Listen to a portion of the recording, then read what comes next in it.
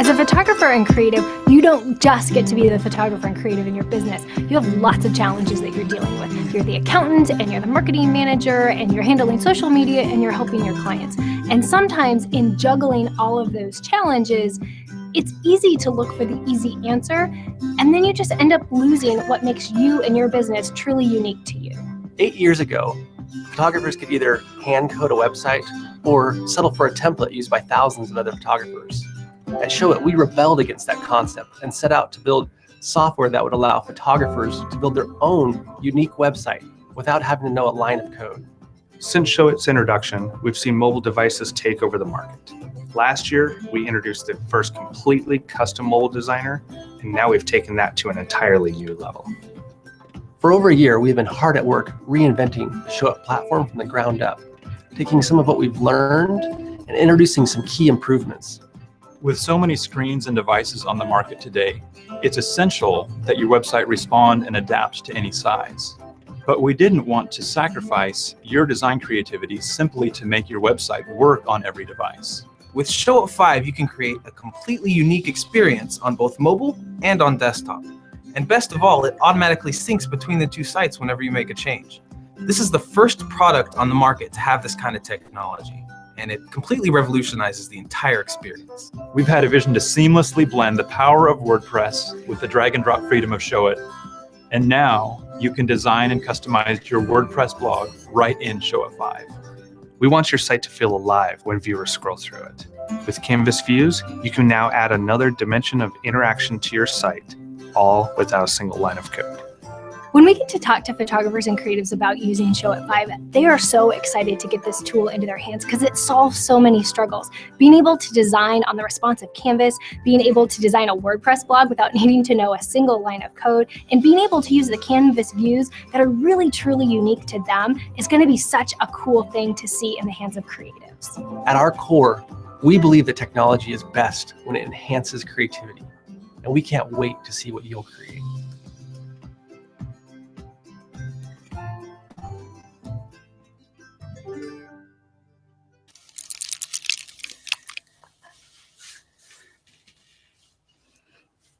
Hi, everybody. Welcome to Showit Live here on showithere.com. I'm Field. This is Liz. We are so glad that you are joining us. This is a weekly webcast that we put together here at Showit. Our team produces it, and each week we bring on a different guest to talk about photography and small business ownership and creative life in general. And our guest today is so awesome. Kenny Kim is a international wedding photographer, and he's always like gallivanting across the globe in the most beautiful, amazing places, shooting gorgeous weddings. And we're so excited that he's joining us today. So much so, I had no idea that he was from Chicago. Well, I don't know how many days he's actually in Chicago. I assumed he was from his suitcase.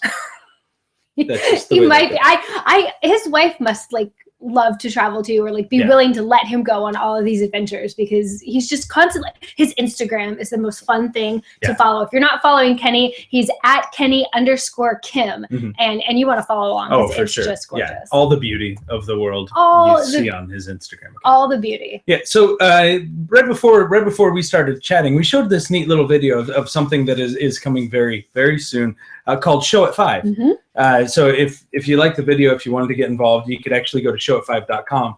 You can put in your email to RSVP to hear out the latest information that is coming out about it. Also, we put on this little conference called United. We did, and we had these awesome conference. We had these physical magazines/guides to what United was all about. When you put in your email at showit5.com, you get a digital version of this, which comes with some additional articles from some more people that we love that we were able to get in there. It's like a Christmas present. It is. You start off the Christmas season. You're looking very festive. It is December 1st. It is. So the beard got trimmed. Oh, finally. See, I didn't turn on the Today Show today, but those guys, some of them can and some of them cannot grow a beard, which I guess is common. Everybody can. Men. It's just the level of beard you can grow. Some of the guys on our team get a little more involved in No Shave November. JT shaved. He had a rockin' beard going. He did. No more. No more. Yeah, but it's the season. We have the Christmas tree popping out of my head here, which I enjoy.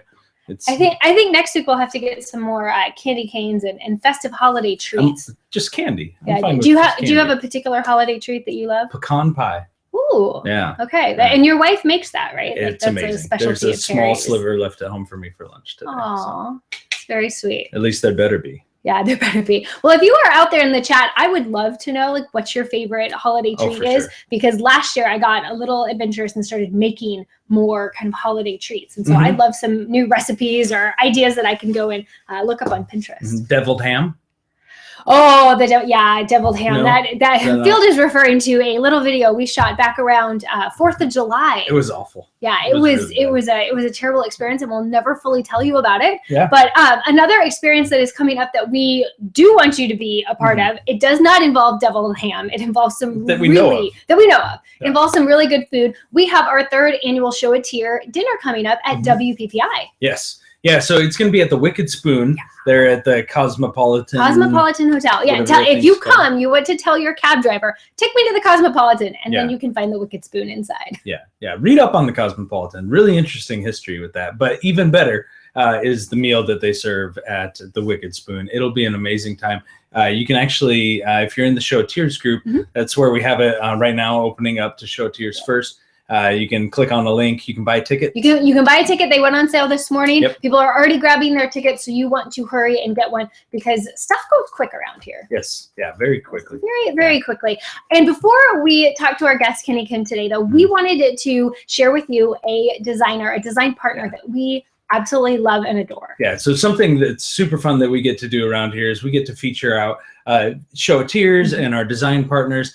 This week we have Ribbon and Ink, which is Katie Dursky's company. She is an amazing designer, does all sorts of great designs for Show It, like this beautiful site here. And she's recently updated her brand. She actually was called Katie Creative, and now she has done her own redesign, and she's become Ribbon and Ink. And you can go and check out her site, ribbonandink.com. It's absolutely gorgeous, and she's just really good at helping you put together your brand, whether you're a photographer or a florist or whatever type of creative you are. Katie can just kind of take you through that whole process. And so go and check out our site. And congratulations, Katie, for being our featured design partner. Yeah, and is there an article? Oh, there is an article. There's an article. So here on showtier.com, we also do articles as well as Show It Live. So there's a great little article you can find out more about Ribbon and Ink and Katie. Go and check that out. And while you're there on showtier.com, we had a quick article about Start Planner, which is actually a product from one of our lovely Show-Tiers. Yeah, Miss Christy Dickerson. And you can go and check that out as well. That's a great gift if you're looking for someone who is a little disorganized, and you can learn a little bit about how I am quite disorganized in life. Yes. Yeah. A nice pic of your desk. Oh my goodness. My desk got a little out of control recently, but it is now back under control. It's December 1st. You've got to start the month off right. Yes. Well, and that's the way to do it with the Start Planner. You can start off the month or the year right. Has all sorts of amazing things in there, even down to budget. So. Down to budget and goals, which I think really leads into our guest today. If one of your goals is to start shooting destination weddings, whether you want to solely become a destination wedding photographer or you just want to have a few, I've got a couple of friends that they're willing to trade for their travel to get to go to the places like Mexico or the Caribbean or Italy. Well, we even have guys, and one of the reasons we want you guys to log in is so you can ask questions of our guests. But Gabe Kaplan actually already said he's traveling down to, I can't remember, but it sounds fancy in a couple weeks, and he's going to be meeting with vendors and everything there. And so wants to kind of have a plan. How do I do this? How do I get involved? So that's the perfect type of question to ask our amazing guest. So Kenny Kim is actually joining us, and he is an amazing photographer. There's a great story about how he shot an entire wedding on an iPhone or something like that. So I mean, not only is he crazy awesome with destinations, he's really knows what he's doing. He's very, very creative. Yeah. And he goes all over the world. Hi, Kenny. Thanks for being here today. Hi, guys. How are you? We're doing really, really good. Are you actually at home in Chicago right now? I am right now, actually. I'm in between my trips and actually just catching up on work. So I'm heading out to Hawaii next week. So, I found some time to be able to meet with you guys, so I'm glad. That's awesome. So you're headed to Hawaii next week. Where were you last? Where are you currently unpacking a suitcase from?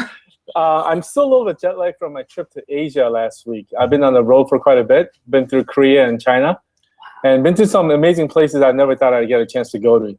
So that's really cool. So Kenny, you are based out of Chicago. You're a wedding photographer. Were you always a destination wedding photographer, or was this something that you decided you wanted to bring into your business? It's funny you asked that because it kind of happened for me organically. I've been shooting for 10 years now, and when I decided I wanted to become a wedding photographer, I didn't even know what a destination wedding photographer, what that was, or if there was even an occupation like that out there. Just to give you my background briefly, I started out on college campus shooting weddings, and it was at a church, and most of the members that were going to the church were, students. And after they get graduated, the next thing in life is either they get a job or get married, and most of the times they moved away to wherever their job took them or where they were from originally. So when they decided that they're going to get married, they remember me as their photographer. So they would ask me to come and be interested. They would ask me if I'd be interested in shooting their wedding, and I said okay. So I started going out to some of these locations. And funny thing happened. These guests had no idea that I just got started in wedding photography. All they knew was that this guy flew in from Chicago to shoot this couple's wedding. So in their mind, they thought, "Wow, this guy must be really good." Right? So They brought him all the way from Chicago. yeah, and as you guys all know, referrals come from the guests that attend the wedding. So they'll come up to me, and I started getting random requests from people asking, "Hey Kenny, will you come shoot our wedding?" So, it kind of started out backwards for me. My career started out actually shooting a lot of destination weddings. I had to really work hard and market myself backwards to start, photographing weddings in Chicago to get the clients that I want. So it's a little bit of an interesting background. Yeah. Oh, that is interesting. Now, can you give us sort of a ratio, Kenny, of how many weddings do you shoot in Chicago every year as opposed to how many weddings you shoot outside of Chicago, whether it's somewhere else in the U.S. or abroad? Okay, well, last couple of years, I've been shooting about 50% ratio-wise. And I know that sounds kind of luxurious, but at the same time, it is very, it can get very tiresome. So one of the things I've learned recently was that about 25% of the weddings that take place in the United States are actually destination weddings. So I made a goal in my career that the 25% of the weddings that I photograph personally are going to be destination weddings. So most of the times when I look at my numbers now, I'd say about 1 out of every 4 weddings I shoot are destination weddings. Obviously, I can't control where I get to shoot. It really depends on the clients, but it seems to be right about that amount, and I control that by adjusting my prices accordingly. For sure. Okay. Do you have a favorite destination? Oh gosh, there's a few. I love going to Hawaii, Napa Valley, and also Italy. So I purposely market myself just to those 3 regions. Yeah. Well, those sound like terrible places to shoot weddings. So I know, right?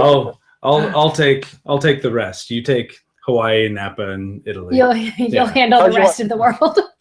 Field, if I can have your beard, you can have one of the locations. Done. I will grow it out. We'll find a way. Sounds like a good deal. Oh my goodness. Now, when you came back from Asia, were you shooting a wedding there, or were you traveling for another purpose? No, I was actually doing some work for a nonprofit organization. And one of the things a lot of people ask me about, shooting destination weddings. I tell them sometimes, you should go there anyways, even if you don't have a wedding to shoot, because you have to find out and do your research. And, I go there to also network with other people as well. For me to get clients, I need to be constantly networking and meeting different people. So, who knows, I'm kind of, I guess in a way, I'm planting seed for the future, Right. Going out there and meeting, a number of great people. And through that, referral may come in. I actually do not know, but it seems to be, that's what I've been doing for the past 10 years, and it's been working well for me. Oh, that's awesome. Well, and the internet makes this all possible, right? Like sometimes you totally. think, it's hard to just network in my own local community, but with the internet, you can Skype call like we are now and talk to people all over the world. Yeah. And one advantage I had when I started out in this career was that, I was a single guy and I had no commitment. So I could pretty much go wherever I want to. And I've had a lot of, listeners or photographers tell me, well, Kenny, I wish I was you because, I'm married with kids and there's no way I could do this, on a daily basis. And, interestingly enough, when we say destination weddings, it's not always about we picture ourselves laying on the beach, shooting a wedding, or maybe in a village in Tuscany photographing a wedding. But definition-wise, destination wedding can be any wedding that occur 2 hours away or 100 miles away from the client's home. So what tells that tells me that a wedding in Chicago could be a destination wedding too for my guests, because some of them, may live in New York or California and decide to get married in Chicago. I consider those destinations weddings as well. And what's helped me is that I market to the people there as well, because when you do a good job, even in a local town, chances are the guests that attend the wedding are, they travel far away, from, to attend this wedding as well. So by networking yourself with the guests there as well, you may get a referral for a wedding that may take a place somewhere else, outside of your hometown. That's actually really interesting, because we shoot a lot of weddings here, and our couples are from Chicago. Oh, no way. Yeah, it's really weird. Yeah, people are leaving Chicago cold, and they're coming here where it's you can get warmer, married in February. And they get married here. And so I'd say about 40% of our weddings, at least the bride or the groom, were from Chicago. So that's awesome. Hashtag destination wedding photographer. That's I think I know. Midwest is a beautiful place until winter hits, and I think people run away for that reason. Yeah. But then when they do get married, they decide, you know what, most of our family lives in our Midwest area, so let's just go back and get married there. Yeah. So I've met some wonderful clients that way as well, and ended up shooting a lot of destination wedding out of it. That's awesome. So Gabe is on chat, Kenny, and he wanted to know, you had mentioned that you work really hard to build relationships and network with vendors that are all over the world. Do you have any tips for how, if someone's getting started and they want to do this, they can start building those relationships even if they're not in that place? If you say, I want to make it a goal that in 2017, I'm going to shoot a wedding in Italy. What can someone who's here, who's not going to Italy in the foreseeable future, do to start building those relationships with other vendors? First of all, you can start locally. Like if you want to shoot a wedding in Italy, I'll start building some relationship with local Italians. One of my favorite places to go are some of the restaurants, where their family moved to my local area to open up their business, and start meeting people that way. I did read Gabe's question earlier, and you mentioned about going down to Playa del Carmen to network with vendors. He's very smart in doing that. Sometimes you have to invest a little bit and go where you want to shoot those beautiful weddings, and just meet with the vendors and come up and start building networking there. Like you spend so much money on advertising, why not take that money and just give yourself a nice trip out of it and go places that you want to build relationships with. Part of the reason why I'm going to Hawaii next week is I have some photo shoots lined up, but at the same time, I'm cultivating the relationships that I already have with the people there. And again, it takes time, but it'll come around, and you'll be able to, next thing you know, you'll be getting a lot of inquiries, for weddings out there. And you use social media a lot to help promote this. Following you on Instagram is so much fun. I feel like I'm going around the world and I'm eating some amazing food. Yeah. Because not only do you photograph amazing weddings, you photograph food so beautifully, and you always seem to be talking to the chefs and finding out more about the restaurants. And I love that. Tell us a little bit about how you're using social media to help to grow your business. Again, it's really helping me to engage with people around the world. I'm using it obviously as kind of like a travel diary to post a lot of the photos, because I have a lot of followers. I'm wondering about what I'm up to, but at the same time, it's about building relationships for me. So anytime I can connect with somebody, I'm able to stay in touch with them. And again, you won't see too many wedding photos I post on there. People already know that I'm a wedding photographer. So, I'll post images of what I'm up to, but then I'm also giving shout outs to, people that I meet along the way, and it's about really building each other up. And through that, organically, it just happens. I can't give you like a specific, solution. Like if you do a certain post a certain time of the day, this is going to work. But I've just kind of incorporated Instagram into my life. So this is what I do. It's part of like who I am now. And through this, I made some amazing connections. A perfect example is just last year when I thought I was done with shooting a wedding, October. I was walking in front of my favorite venue in Chicago, and I just took a picture of it because I just thought it looked really pretty. And I posted it on Instagram and mentioned about how this was like my favorite venue to shoot at in Chicago. And one of my followers saw that, and apparently her sister was getting married and needed a venue in a month. So then she referred me through the Instagram, and I was able to get a wedding that way.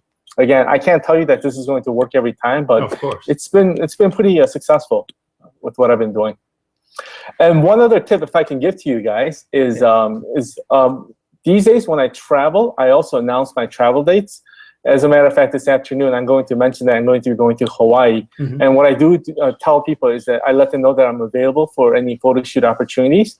And so it's almost like, you go on that, theory that if you build it, they'll come. Yeah. So like, if I announce it and if I go, I'm almost guaranteed that I'm going to get a good job out there. Yeah. So it takes a little bit of leap of faith, but you can approach it that way as well.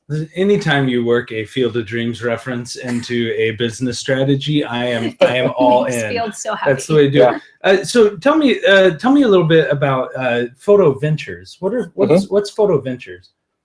Well, Photo Venture really is sparked about 5 years ago. And what I do is I bring a group of people that want to just be inspired, creatively to Italy. I just last year opened up one to Ireland as well. And I noticed that a lot of people might get burnt out quickly if they're just shooting, wedding after wedding every weekend, and they need to be just creatively alive.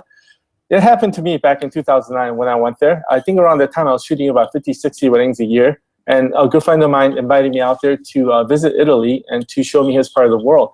And every time I went, I was just being blown away by how amazing, these places were. And for some reason, as I was visiting all these places, my soul just came alive. I just became more creative, passionately, to want to be a better photographer. And I wanted to basically share the experience with everyone. So I started doing these tours to Italy and also to Ireland, as I mentioned. And, basically anybody can come. It doesn't have to be a professional photographer. It can even be, someone in a different background profession. But, interesting synergy takes place when a small group of people travel together and that are all interested in photography. I think we learn from each other and we get inspired, and we just have a great time, visiting a beautiful country. I've heard it's an absolutely amazing experience.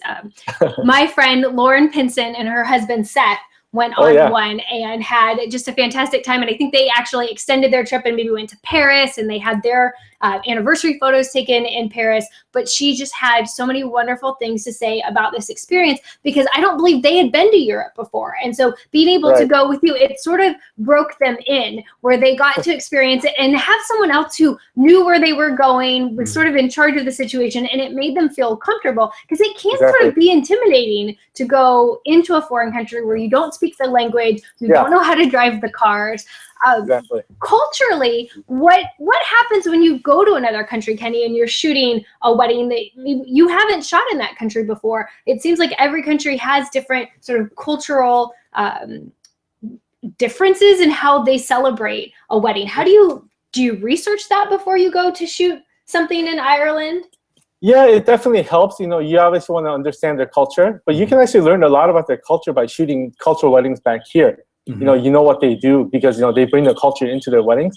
And again, I love to just actually go there a few days before an actual wedding start, just to kind of get myself acquainted with the family and the guests, and just really pay attention and research the background, the locations that I'm going to.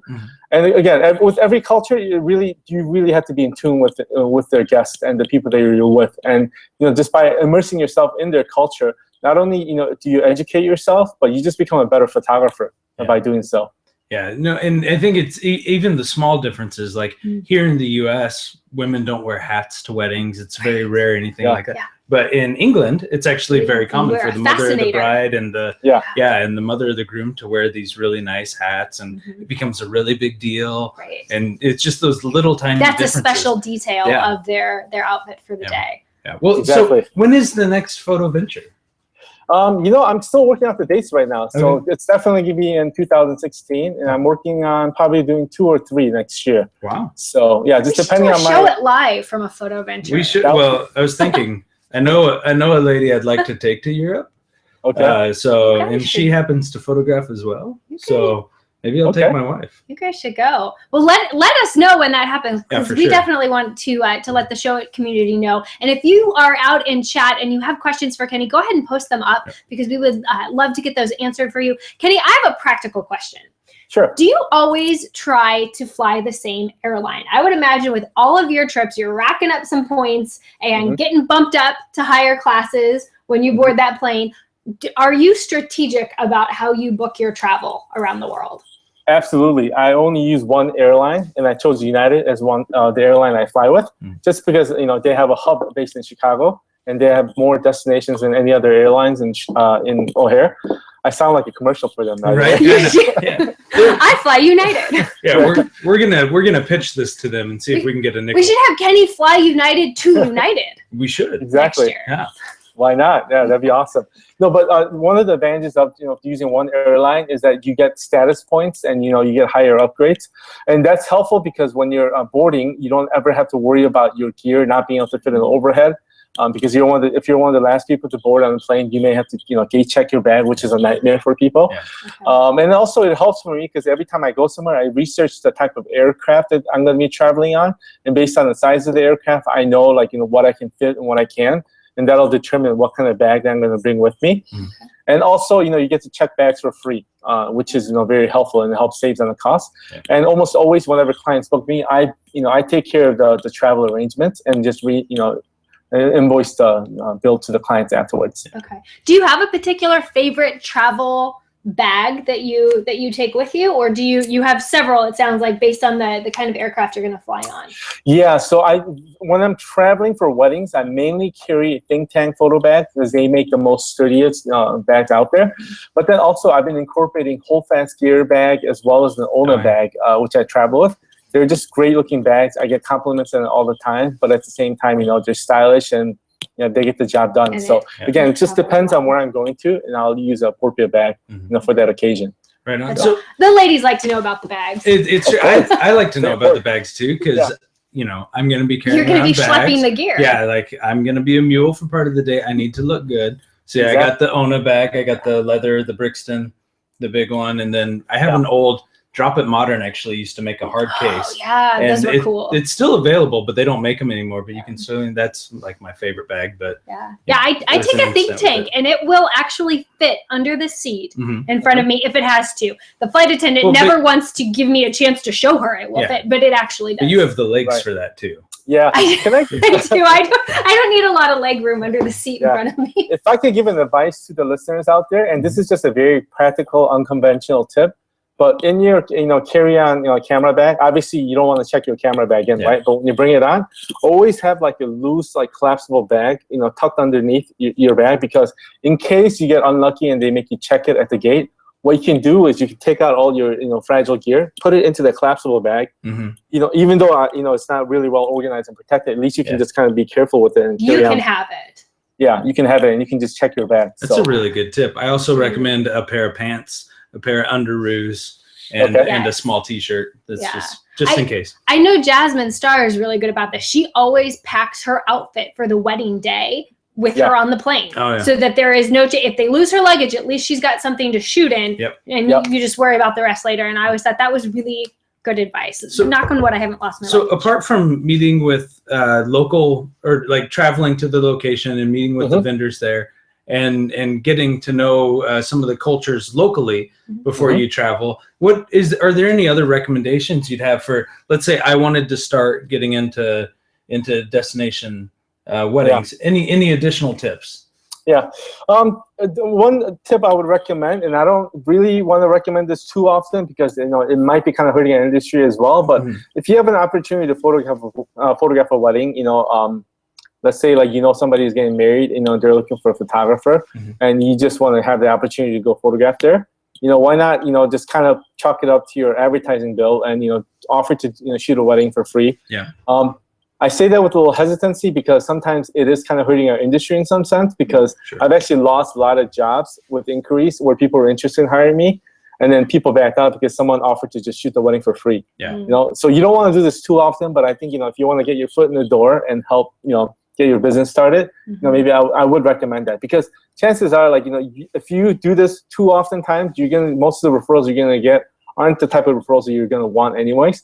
But if it's something you really need to kind of get that jump start, maybe that's something think of that as like your last resort. Well, and I think of it as looking at it as a way to get your foot in the door in some of those locations, maybe doing it for cost. If you just can't, if you're marketing and you can't get one in, you can cover your travel. Doing it at cost, if you can get it to cover your travel, anything like that. I think that, I don't necessarily recommend that, but maybe you can make up the money on the back end with other sales. And Brittany Murphy actually asked a question: do you discount your packages for destination weddings at all?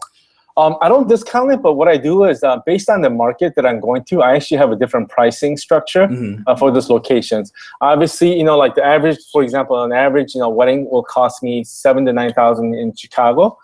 If someone's doing a destination wedding down in the Caribbean, there's no way they're going to pay for that kind of amount. Yeah. So again, I pick a location that I like to go to, and I kind of I ask around the photographers what their rates are down there, and based on that, I come up with a structure that'll work, and then I usually go off on that. Okay. How do you accept payments from all of these clients that are sort of all over the world? Are you using like a standard PayPal, or how does that work? If I have a client in Italy and they want to pay me, they're probably not going to mail me a check. I do everything electronically now. Okay. Chase Bank has a thing as Quick Pay, and also I accept Square. Okay. So almost all the brides now these days handle their payments online. So I never had maybe every now and then you get a check, but most of the time it's done electronically. Okay. Right. Yeah. So this is how I meet most of my clients too, just through Skype chat. Okay. So you Skype chat with them before their wedding then? Exactly. Exactly. Yeah. That's awesome. I love it. Yeah. Technology can be really, really cool. Oh yeah. Especially when it works. It can be really frustrating when it's And again, one of the things I do is because if I want to shoot their engagement session, and for example they're a client in Boston, obviously they're not going to want to pay for my travel to Boston and to Aruba, for example. So what I do is I try to if I know that I'm going to be going to Boston, one area, and I know that there are people interested in doing a photo shoot with me, again, I'll book a trip out there and I'll schedule all these shoots at the same time so that I get that out of the way, and that's been really helpful. And in that way, I help the clients out as well. So kill multiple birds at the same time, and I'm able to do engagement sessions that way as well. That's awesome. Cool. Kenny, how do you find second shooters for weddings? Do you have a second shooter on a wedding day when you're out of the country? Yeah, most of the destination weddings are 100 or less guests. So a lot of times, if it's a small wedding, I tend to shoot it by myself. But if it's a destination wedding where there's going to be a lot of guests, like for example, if I'm shooting a wedding in New York and there's 150 guests, I find local photographers there. People that know their area a little bit more, and I get recommendations from local photographers and just hire them. That's awesome. We see that happen a lot in the Show Tears group. Oh, yeah. That someone says, I'm going to Virginia to shoot a wedding. Who lives in Virginia? I need a second shooter. Yeah. And there's actually a lot of photographers there, but sometimes it's maybe hard. I'm going to Montana, and you have to find someone. But there are people there that will photographer for you that want to shoot with you. Yeah. By the way, I am shooting a wedding in San Francisco on Valentine's Day, so if anyone's interested, I'm looking for someone. Yeah, right. Oh, that's awesome. That sounds fun. That'll be kind of chilly in San Francisco on Valentine's Day, although it would be chilly in Chicago too. Yeah, exactly. It'll be a nice wedding. That's awesome. Now, before we started the show, you started to talk. I don't want to interrupt you. You two were talking about baseball. Yeah. That you both love baseball, and that you might be coming out for a little spring training, which is one of our sort of famous events that happens here in the desert in the spring. Yeah. Yeah, I'm looking forward to it. I've been wanting to go for the past few years, but just my schedule never worked out. Yeah. So I'm crossing my fingers and hoping that it'll work out this year. Well, so we'll put it in the calendar. We'll make plans. Okay. Field loves baseball. Yeah, sure. That's the. Who's your favorite team? The Diamondbacks, sadly. Okay. You are a local. Yeah, I love the team, the organization. Yeah, but the team I love. It's a good group of guys. Well, one of my favorite players of Cubs all time was Mark Grace, and I know he's associated with you guys. Oh, we love Gracie. He helped us win a World Series. So exactly. And he's a good hitting coach. That was very exciting. Yeah. I remember watching that from a parking garage downtown because I had been at a Suns game. And it ended, and we went and stood in a parking garage and watched all the people, and it was really cool. My mom actually went to the game instead of me. It's one of those things that I don't know if I'll ever forget. You'll never get over. But forgive, awesome. Forgiven, forget. I'll never forget. Maybe not. All right, so you're headed to Hawaii next week, Kenny. Do you have any other trips before the end of the year? Or is that sort of your last trip before Christmas and New Year's? I actually have another wedding out to San Francisco and Napa. Again, I'm shooting a wedding out there. I booked a last-minute wedding to San Francisco. And again, I'm using this trip as a way to shoot an engagement session for another couple who's getting married next year. So killing multiple birds with one stone. That's awesome. So 3 more shoots. Do you ever let your clients know, like, hey, I'm going to Napa, even if they're located in Los Angeles, that maybe that's where they want to do their engagement session? Is that kind of part of your contact with them, that you let them know where you're going to be? Yeah, exactly. Because I only shoot like about 15, 20 weddings a year. So, I kind of keep track of where I'm going to be. And also when I announce things on social media, all my clients follow me on social media. So, they'll know and they'll reach out to me that way as well. Yeah. Or they'll refer me to someone that they know, they might want photographs. Right on. Well, Awesome. Kenny, thank you so much for joining us. This has been absolutely wonderful, and I think you gave some great tips for people who are looking to get into the destination wedding. And Well, it sounds like it's totally possible. Like Yeah. you don't have to ask for permission to start shooting weddings somewhere else. You just have to go and make it happen. Yeah, exactly. Right on. That's Well, really thanks for having me on, guys. Yeah, thank you so absolutely. much. We're glad we actually caught you in your Yeah. hometown of Chicago. In Chicago, yeah. I had no That's idea. pretty amazing because we didn't really know when we booked the show. Like, where in the world is Kenny Camp? Exactly. Which is a fun game. That- They need that's to a turn good- that into a game. Good game to And with, play. with technology, you can do it anywhere too. So I could have been doing this in China. Right. for all I- Right. Well, It's really perfect. cool. Well, guys, join us next week. We'll have a live in-studio guest. Yes. Nathan Horitz is going to join us from Photographers Edit, and he's not only a really cool business owner, he's a really cool person. He's one of my favorites. Really cool person. He loves coffee, Mhm. and he's going to be talking about Lightroom, Yeah, which is he's going to like teach you. Yeah, gonna do some Lightroom. stuff in studio with Lightroom. It'll be wonderful. So thank you very much for joining us. Remember to check out in the Show It Tears group if you're a member to get your ticket to the Show It Tear dinner. Grab them before they're gone. Yep, and then also check out showit5.com, RSVP to get more information when you can get Show It 5. Some of that's coming out, and then also you get your digital mag, which is wonderful. Yeah. So Nice. and then we'll see you guys all next week. Thanks, Kenny. Thanks, Kenny. Thanks, guys. Thanks, guys. Ciao.